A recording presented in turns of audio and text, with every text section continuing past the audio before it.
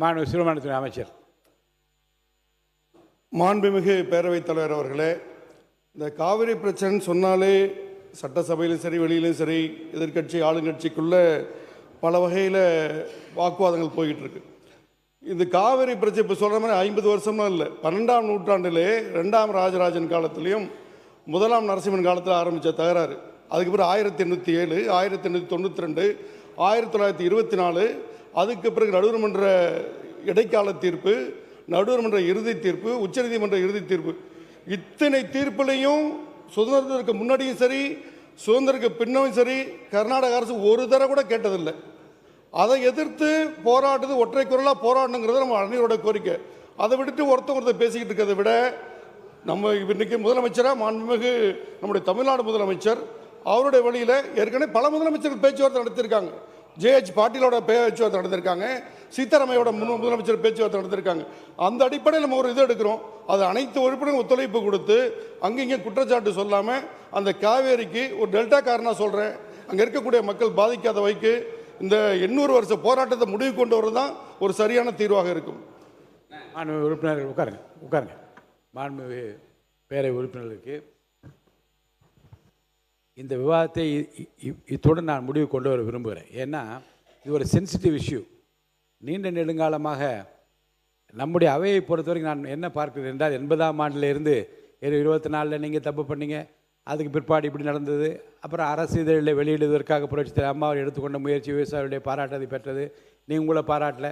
நான் கேட்கிறேன், கர்நாடக மாநிலத்தில் ஒரு ஒருமித்த கருத்தோடு எல்லா கட்சிகளும் அங்கே ஒவ்வொரு கட்சியும் குற்றஞ்சாட்டி இதுவரை சட்டப்பேரவையில் குற்றஞ்சாட்டி நான் ஒன்றும் பார்க்கவில்லை. எனவே இந்த பிரச்சனையை இத்துடன் முடித்துவிட்டு எத்தனை ஆண்டு காலம் ஆகியிருந்தாலும் அந்தந்த காலகட்டத்தில் அந்தந்த அரசுகள் தங்களால் இயன்றதை செய்திருக்கின்றார் என்பது 2 பக்கம் பதிவு செய்து விட்டோம். அவர்களும் பதிவு செய்து நீங்களும் பதிவு செய்து விட்டீர்கள்.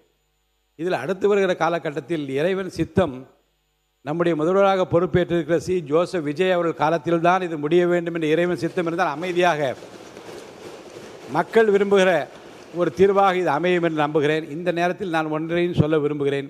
அண்டை மாநிலங்களோடு இணக்கமான சூழ்நிலை இருக்க வேண்டுமானால் நாம் அனுப்புகிற செய்திகள், பேசுகிற பேச்சுகள் அனைத்தும் ஏற்புடையதாகவும் அவர்கள் விரும்பத்தக்கதாகவும் இருக்க வேண்டும். புரட்சித் தலைவர் எம்ஜிஆர் காலத்தில் கர்நாடகத்திலிருந்து குடி தண்ணீருக்கு கூட நமக்கு தண்ணீர் கிடைக்காத நிலைமை ஏற்பட்ட போது மாண்புமிகு குண்டுராவ் அவர்களை சந்திப்பார், நேரில் போகிறார், வீட்டுக்கு விருந்துக்கு அழைக்கிறார்கள், சாப்பாடு பரிமாறப்படுகிறது. புரட்சித் தலைவர் எம்ஜிஆர் சொல்கிறார், நான் தண்ணி கூட குடிக்க மாட்டேன். அவங்க அம்மா கேட்குறாங்க, என்ன காரணம்? எங்கள் ஊர் மக்கள் தண்ணி இல்லாமல் கஷ்டப்படுறாங்க, அவர்களுக்கு தண்ணி தருவதாக உங்கள் பிள்ளை சொன்னால்தான் நான் சாப்பிடுவேன் என்று சொல்கிறார். அவங்க முதலமைச்சர் சொல்கிறார், அது பிரச்சனை இல்லை, நான் உடனே பேசி தீர்த்து கொள்ளலாம், நீங்கள் சாப்பிடுங்கள் என்று சொல்லி பேச்சுவார்த்தை உடன்பாடு ஏற்பட்டு குடிநீருக்காக திறந்து விடுவது என்ற முடிவு அப்போது எடுக்கப்படும். அதே போன்றுதான் கிருஷ்ணா நதி நீர் கிடைக்காது கண்டலேர் அணையிலே வர வேண்டும் என்று வந்தபோது பேச்சுவார்த்தைக்கு போன அன்றைக்கு முதலமைச்சராக இருந்த புரட்சித் தலைவர் எம்ஜிஆர் அவர்கள் கண்டலேர் அணையில் தண்ணீர் வர வேண்டும் என்று என் டி ராமராவ் முதலமைச்சர் அவர்கள் மாண்புமிகு என் டி ராமராவ் அவர்கள் முதலமைச்சராக இருந்தபோது பேச்சுவார்த்தை நடத்த போனார்.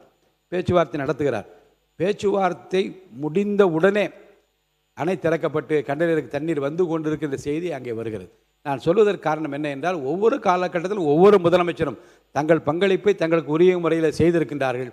இந்த பிரச்சனையில் அனைத்து கட்சியிலும் ஒருமித்த கருத்தோடு நின்று பரஸ்பரம் குற்றச்சாட்டுகள் சொல்வதற்கு ஒவ்வொருடும் ஒரு ஆதாரம் இருக்கலாம், இந்த பக்கம் ஆதாரம் இருக்கலாம், அந்த பக்கம் ஆதாரம் இருக்கலாம். ஆனால் ஒருமித்த கருத்தோடு செயல்பட்டு ஒட்டுமொத்தமாக தமிழ்நாட்டுக்கு காவிரி கிடைக்க வேண்டிய அந்த உரிமைக்குரிய சட்டம் சொல்லியிருக்கிற, உச்சநீதிமன்றம் சொல்லியிருக்கிற அந்த தீர்ப்பின்படியும் ஆணையம் சொல்லியிருக்கிற தீர்ப்பின்படியும் அதை வலியுறுத்தி பெற வேண்டிய அந்த ஒற்றுமை உணர்வை இந்த சபை வெளிக்கொணர வேண்டும்.